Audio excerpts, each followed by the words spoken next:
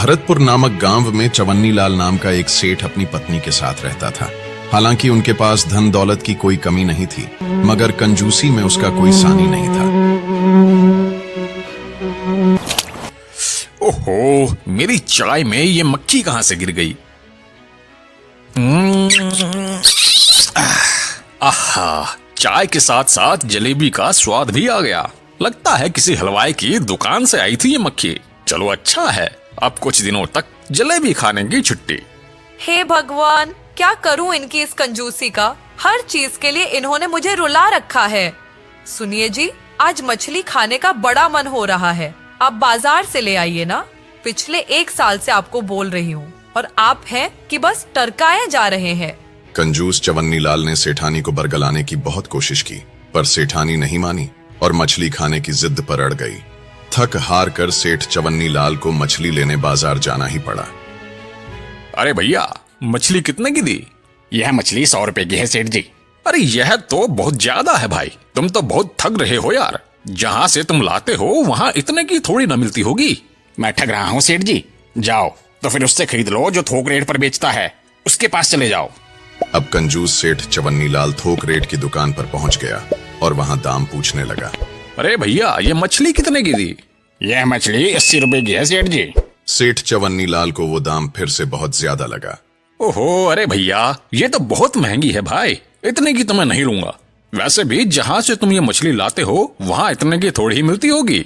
हाँ भाई हाँ, क्यों नहीं। हम तो नदी से मछली लेकर आते हैं, वहाँ बिल्कुल मुफ्त मिलती है। जाओ और वहीं से जाकर ले लो। सेठ जी को यह बात रास आ गई। अरे जब मुफ्त में कोई चीज मिल रही है तो फिर मैं उसे पैसे देकर क्यों खरीदूं? नदी से ही निकाल लेता हूँ मछलियाँ, 4 पैसे तो बचेंगे। ये सोचकर सेठ चवन्नीलाल नदी की खोज में निकल पड़ा और आखिरकार कुछ दूर चलने के बाद उसे एक नदी मिली। आहा वाह, अरे मिल गई नदी। चलो अब जल्दी से इस नदी से बढ़िया बढ़िया मछली पकड़ लाता हूँ।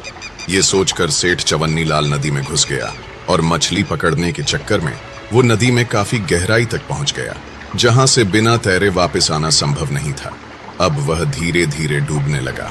सेठ को याद आया कि उसे तो तैरना आता ही नहीं है। खुद को मौत के करीब जाते देख अब उसे भगवान याद आने लगे। उसने मन में मन्नत मांगनी शुरू कर दी। हे भगवान, मेरी जान बचा लो। भाड़ में गई ये मछलियाँ। अगर मैं इस नदी से बाहर निकल जाऊं तो मैं पूरे 101 ब्राह्मणों को भोजन खिलाऊंगा। मुझे बचा लीजिए प्रभु। मन्नत मांगने से उनके मन में एक आत्मबल आ गया और वह धीरे धीरे आंखें बंद करके हाथ पैर मारता हुआ उस जगह से थोड़ा ऊपर तक आ गया। आंख खोलकर उसने देखा तो उसे थोड़ा खुशी हुई, पर वो पछताने भी लगा। अरे यार, मैंने बिना मतलब के ही 101 ब्राह्मणों के लिए कह दिया। आधी दूर तो मैं आ ही गया हूँ, थोड़ा कम कर लेता हूँ। तब उसने भगवान से फिर से मन में मन्नत मांगी। हे प्रभु, पिछली वाली मन्नत में मैं थोड़ा जोश जोश में बोल गया था। 101 थोड़ा ज्यादा है। अगर मैं अब नदी से बाहर निकल जाऊं तो 51 ब्राह्मणों को भोजन अवश्य करवाऊंगा। थोड़ा साहस करके उसने फिर से तैरना शुरू किया तो थोड़ी दूर और आगे आ गया। अब सिर्फ चौथाई हिस्सा ही रह गया था। जब उन्होंने देखा कि अब नदी का सिर्फ चौथाई हिस्सा ही बचा है तो वह फिर बोल पड़ा। हे प्रभु, 51 ब्राह्मणों को थोड़ा कम कर लो। अगर मैं अब इस नदी से बाहर निकल जाऊंगा तो 11 ब्राह्मणों को भोजन कराऊंगा ही कराऊंगा। ऐसे ही करते करते वह नदी के किनारे पर पहुंच गया। अब पानी 2-3 फीट ही रह गया था। जान बचते ही उसके सुर और बदल गए। वह तेजी से बोल पड़ा। हे भगवान, 11 ब्राह्मण भी थोड़े ज्यादा ही हैं। मैं 11 न सही पर 1 ब्राह्मण को तो भोजन करा ही दूंगा, जरूर कराऊंगा। ऐसे करते करते चवन्नीलाल आखिरकार नदी से बाहर आ गया। बाहर निकलने के बाद सेठ ने सोचा, अब कह तो दिया है कि 1 ब्राह्मण को भोजन कराऊंगा, पर भोजन कराऊंगा कैसे? कहने को तो सेठ चवन्नीलाल ने कह दिया कि 1 ब्राह्मण को भोजन करा दूंगा, पर अपनी कंजूसी और पैसे बचाने के चक्कर में सेठ ऐसे ब्राह्मण की खोज में चल दिया जो बहुत कम खाता हो। कई जगह ढूंढने के बाद भी चवन्नीलाल को बहुत कम खाना खाने वाला ब्राह्मण कहीं नहीं मिला। वो ढूंढता रहा और कई लोगों से पूछने बताने के बाद आखिरकार सेठ को एक ब्राह्मण मिल ही गया। सेठ उस ब्राह्मण के घर पहुंचा। पंडित जी, मेरा नाम सेठ चवन्नीलाल है। मैं पास के गांव भरतपुर में रहता हूँ। दरअसल मुझे एक ब्राह्मण को भोजन कराना है, इसीलिए आपके पास आया हूँ। ठीक है सेठ जी, मैं आ जाऊंगा आपके घर। अब सेठ जी ने कुछ ऐसा प्रश्न कर दिया जिसके लिए ब्राह्मण देवता तैयार नहीं थे। पंडित जी, वैसे आप कितना खा लेते हैं? क्योंकि पिछली बार जिस पंडित को मैंने भोजन करवाया था वो तो बहुत बड़ा पेटू निकला था। इतना सुनते ही ब्राह्मण समझ गया कि यह सेठ बहुत ही कंजूस है जो ऐसी बात पूछ रहा है। अब सेठ कंजूस था तो ब्राह्मण बहुत चालाक था। उसे सेठ के प्रश्न पर क्रोध तो आया, पर उसे बिना जाहिर किए वह तुरंत बोल पड़े। सेठ जी, मैं पेटू नहीं हूँ, मैं तो मुश्किल से सिर्फ 2 पूरियां ही खा पाता हूँ। ये सुनकर सेठ की खुशी का कोई ठिकाना नहीं रहा। उसे लगा कि बस यही उचित ब्राह्मण है। तो ठीक है पंडित जी, आप मेरा निमंत्रण स्वीकार कीजिए। बस आप एक बात का ध्यान रखना कि मैं सुबह 9 बजे दुकान पर चला जाता हूँ, तो कल आप उससे पहले ही आकर भोजन ग्रहण कर लीजिएगा। पंडित राजी हो गया और सेठ भी प्रसन्न मन से अपने घर आ गया। अगली सुबह भोजन की सारी तैयारी करके सेठ चवन्नी लाल पंडित का इंतजार करने लगा। देखते ही देखते 9 बज गए, परंतु पंडित जी घर नहीं आए और धीरे धीरे 10 भी बज गए। अंत में थक हार कर सेठ ने सेठानी से कहा, पंडित जी भी पता नहीं कहाँ रह गए। 9 बजे का बोला था और अब 10 बज गए हैं। मुझे दुकान के लिए देर हो रही है। भाग्यवान, मैं दुकान जा रहा हूँ। अगर मेरे जाने के बाद पंडित जी आए तो तुम उन्हें भोजन करा देना और 11 रुपए की दक्षिणा भी दे देना। यह कहकर सेठ चवन्नी लाल घर से चला गया। उसके जाने के कुछ देर बाद करीब 12 बजे पंडित जी घर पर आए। उनके आते ही सेठानी उनके हाथ पैर धुलवाने लगी। वो हाथ पैर धो ही रही थी कि तभी पंडित जी फूट फूट कर रोने लगे।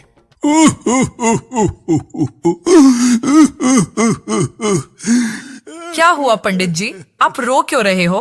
क्या बताऊं सेठानी जी, इस घर में तो मैं कई वर्षों पहले भी आया करता था जब तुम्हारे सास ससुर जिंदा थे। बस अभी तुम्हारी देवी जैसी सासू माँ की याद आ गई। वह जब भी भोजन के लिए बुलाती थी तो हाथ पैर धुलवाते समय मुझे 5100 रुपए देती थी।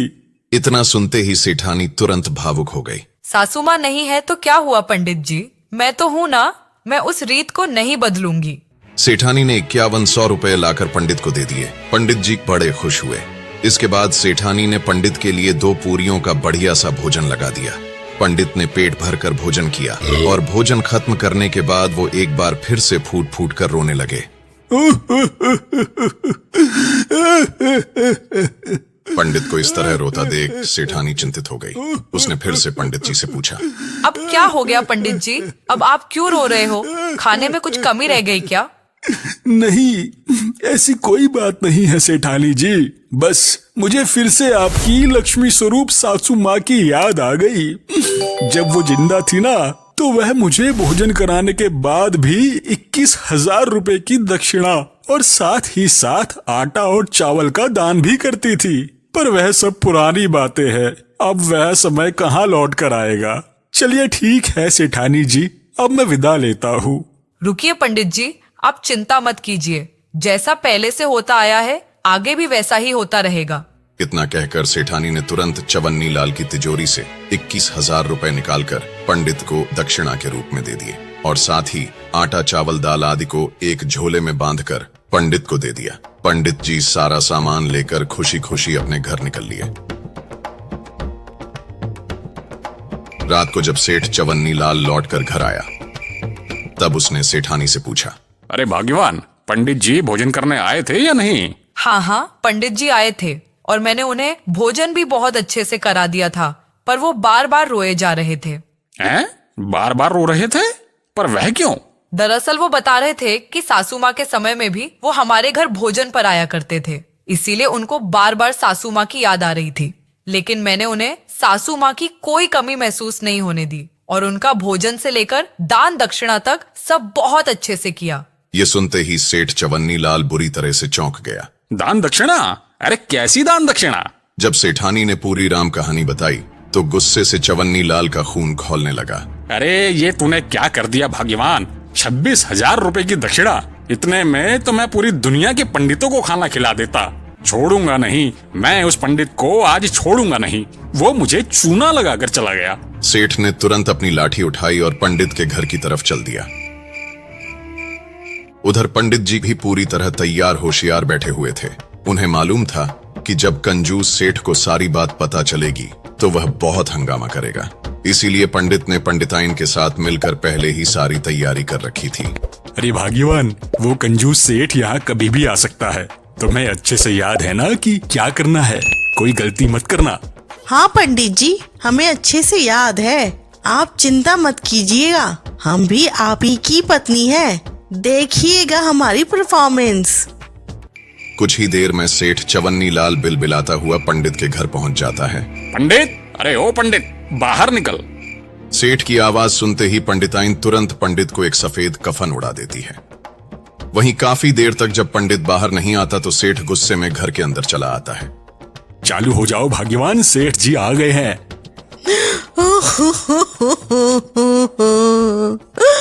ए भगवान, पंडित जी हम सबको छोड़ के चले गए।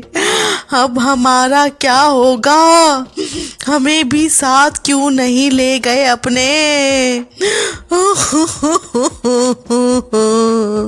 अरे इनको क्या हो गया? पता नहीं, सवेरे अच्छे भले घर में बैठे थे, कहकर गए थे किसी दानवीर सेठ के घर भोजन के लिए जा रहा हूँ। पता नहीं वहां इन्हें कौन सा जहर खिला दिया। वहां से जो लौटे हैं उसके बाद धे उल्टी धे दस और हमारे पंडित जी हमको छोड़ के चले गए। अब हम कहाँ से इनके क्रियाकर्म के लिए पैसे लाएंगे? कुछ भी तो नहीं है घर में, कैसे इनको फूकेंगे? हे भगवान। इतना सब कुछ देखकर सेठ चवन्नी लाल बहुत घबरा गया। हे भगवान, ये पंडित तो मेरे ही घर से खाना खाकर लौटा था। कहीं ये बात गांव में फैल गई कि मेरे खिलाए खाने से इसकी मौत हो गई है तो मुझे तो जेल हो जाएगी। ये कहाँ फंस गया मैं? सेठ ने डर के मारे तुरंत अपनी जेब से 20,000 रुपए निकाले और पंडितानी को देते हुए कहा, यह लीजिए, यह कुछ रुपए हैं। आप इनसे पंडित जी का दाह संस्कार जल्दी करा लीजिए। और हाँ, इसके अलावा बाकी की जो भी जरूरत का सामान होगा वह मैं घर पहुंचकर भिजवा दूंगा। आप बिल्कुल भी परेशान मत होइए। इतना कहकर चवन्नी लाल फौरन अपने घर की तरफ पतली गली पकड़कर निकल लेता है और घर पहुंचते ही डर के मारे वो दाह संस्कार के सामान के साथ साथ 2 महीने का राशन भी पंडिताइन के घर भिजवा देता है। इस बात को 2 महीने बीत जाते हैं। अब सेठ जी का दिया हुआ सारा राशन पानी खत्म हो गया।